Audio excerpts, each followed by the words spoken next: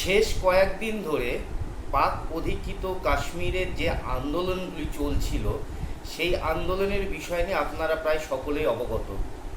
এই আন্দোলনটি ধীরে ধীরে এমন একটি পর্যায়ে পৌঁছে গেছে যে কোনো মুহূর্তে পিওকেতে বড় একটি ইনসিডেন্ট হয়ে যেতে পারে। পিওকের যে সংগঠন রয়েছে, যেটি জাক সংগঠন, সেই সংগঠন পাকিস্তান সরকারকে 38টি দাবি পেশ করেছে এবং জানিয়েছে এই 38টি দাবি যদি 48 ঘন্টার মধ্যে পূরণ না হয় তাহলে এই আন্দোলন আরও বৃহত্তর থেকে বৃহত্তর জায়গায় পৌঁছে যেতে পারে। এখন সবচেয়ে বড় বিষয় সেটি হচ্ছে এই 38টি দাবি কি আদৌ পাকিস্তান সরকারের পক্ষে মেনে নেওয়া সম্ভব। এবং জাক সংগঠনের পক্ষ থেকে জানানো হয়েছে এই 38টি দাবি না মানলে তারা আন্দোলনকে আরও বৃহত্তর জায়গায় নিয়ে যাবে। এবার দেখুন আন্দোলনের মূল বিষয়বস্তুগুলো কি।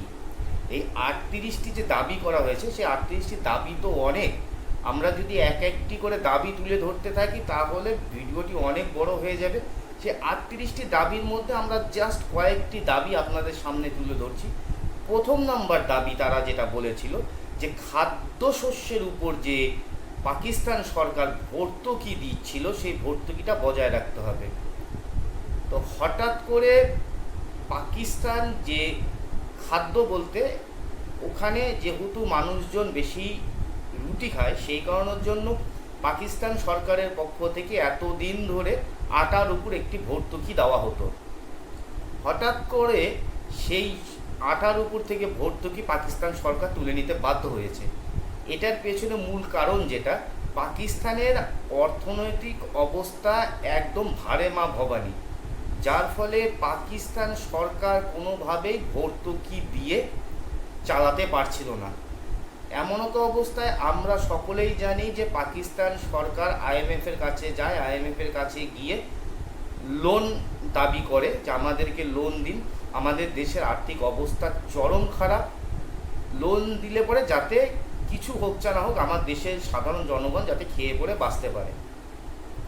এবার আইএমএফ যখন আপনাকে লোন দেবে সেখানে আইএমএফ কিছু শর্ত রাখে, সেই শর্তগুলিকে আপনাকে পূরণ করেই আইএমএফের কাছ থেকে লোন নিতে হবে এবং পাকিস্তান সরকার বাধ্য আইএমএফের সেই শর্ত পূরণ করে লোন নিতে। আইএমএফ যে শর্তগুলি দিয়েছিল তার মধ্যে কিছু শর্ত যে এই লোন নিয়ে আপনি ভাতা এবং ভর্তুকি খাতে দিতে পারবেন না, অর্থাৎ পাকিস্তান সরকারকে বাধ্য হয়ে আটার উপর যে ভর্তুকি ছিল সেই ভর্তুকিটাকে বন্ধ করতে হয়েছে। এবং পিওকের যে জাক সংগঠন তাদের প্রথম দাবি এটা ছিল যে আটার উপর ভর্তুকি রাখতে হবে এবং তাদের দ্বিতীয় দাবি পাকিস্তানে মানে পিওকেতে যে বিদ্যুৎ তৈরি হয় তার 70% বিদ্যুৎ পিওকেকেই দিতে হবে। অর্থাৎ দেখুন এখানে আবার পাকিস্তান ফেঁসে গেছে।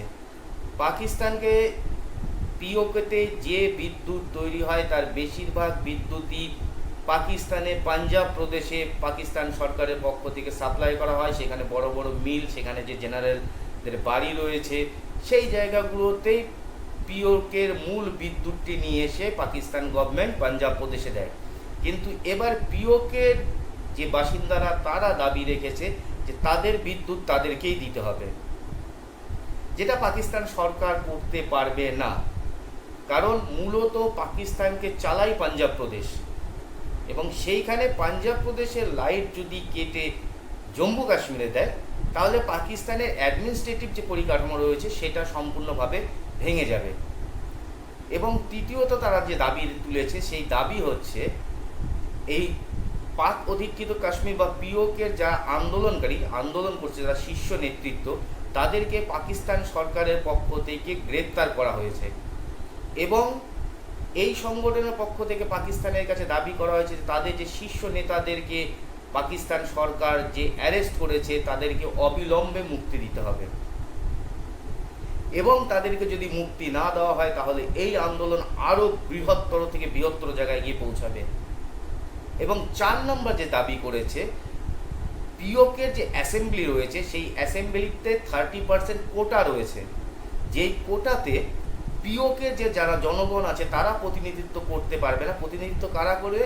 ইসলামাবাদের সিলেক্ট করা পার্সনরা, তারা এসে ওখানে ভোটে দাঁড়াবে এবং তারা ওই 30% যে কোটা, সেই কোটাতে জিতে তারা পিওকের যে অ্যাসেম্বলি রয়েছে সেটাতে যাবে এবং প্রতিনিধিত্ব করবে। তো ন্যাচারালি ইসলামাবাদের যারা প্রতিনিধি, যারা পিওকেতে এসে দাঁড়িয়ে ভোটে জিতে পিওকের অ্যাসেম্বলিতে যাবে, তারা ন্যাচারালি পিওকে জনগণের নিয়ে কথা বলবে না, তারা চাইবে ইসলামাবাদের স্বার্থ সিদ্ধ হোক। কিন্তু এইখানে পিওকে জনগণের পক্ষ থেকে বা জাক সংগঠনের পক্ষ থেকে দাবি তোলা হয়েছে যে না, এখানে কোটা বলে কোনো জিনিস থাকবে না, সম্পূর্ণ 100% যে অ্যাসেম্বলি যে সিট রয়েছে সেই সিটে পিওকেরই প্রতিনিধিরা প্রতিনিধিত্ব করবে। এই চারটি যে মূল দাবি সেটা আপনাদের সামনে তুলে দিলাম। তাছাড়া অনেকগুলো দাবি আছে পাকিস্তান সরকারের কাছে এই জাক সংগঠন রেখেছে। এইবার মজার বিষয় হচ্ছে পাকিস্তান সরকার পড়েছে চরম বিপদে। তাদের পক্ষে কোনোভাবেই সম্ভব না পিওকের এই যে দাবি সেই দাবিগুলোকে মান্যতা দেওয়া। এই দাবিগুলোকে যদি মান্যতা না দেয় তাহলে এই আন্দোলন আরও বৃহত্তর থেকে বৃহত্তর জায়গায় চলে যাবে এবং যে কোনো দিন যে কোনো মুহূর্তে পিওকেতে বড় কোনো ঘটনা আমরা দেখতে পারি। কারণ পাকিস্তান সরকার যেভাবে পিওকের আন্দোলনকে দমন করবার জন্য দীর্ঘদিন ধরে পিওকের বাসিন্দাদের উপর অত্যাচার করছে সেটা আমরা প্রায় সকলেই জানি। 300 জন নিহত হয়েছে, 600 জন গায়েব, যাদের কোনো সন্ধান নেই। এই রকম অমানবিক অত্যাচার পাকিস্তান প্রশাসনের পক্ষ থেকে পিওকে সাধারণ জনগণের উপর করা হচ্ছিল দীর্ঘদিন ধরে, যারই ফলস্বরূপ এই আন্দোলন। এইবার এইখান থেকে দাঁড়িয়ে পাকিস্তান গভর্নমেন্ট কী করে সেটাই সবচেয়ে দেখার বিষয়। এই বিষয়টা না আপনারা কী ভাবছেন যে পাকিস্তান সরকার যদি পিওকের সাধারণ জনগণ বা জাক সংগঠনের যদি এই দাবিটি মেনে না নেয় তাহলে আগামী দিনে পিওকের অবস্থা কি হতে পারে? অবশ্যই আপনারা এই বিষয়টি কমেন্টসে লিখে জানাবেন। আর ভিডিওটি ভালো লাগলে পরে অবশ্যই আমাদের সঙ্গে থেকে চ্যানেলটিকে সাবস্ক্রাইব করুন। সকলে ভালো থাকুন, সুস্থ থাকুন।